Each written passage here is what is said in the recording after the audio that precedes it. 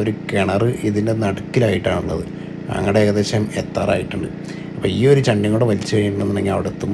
അപ്പോൾ ഉണ്ണി ഏകദേശം സൈഡിൽ ഇങ്ങനെ നൈസായിട്ട് തപ്പൽ തുടങ്ങുന്നുണ്ട്. കാരണം നമ്മൾ ഈ കയറ്റുന്ന ചണ്ടിയുടെ ഇടയിലൊക്കെ മീൻ ഉണ്ടാകാനുള്ള സാധ്യത വളരെയധികം കൂടുതലാണ്.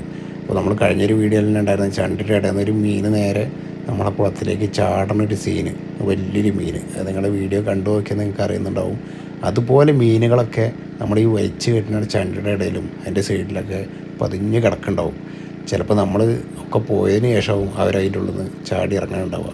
അങ്ങനെയുള്ള പല സാഹചര്യങ്ങളും മീൻപിടുത്തത്തിൻ്റെ ഇടയിൽ ഉണ്ടാവാറുണ്ട്.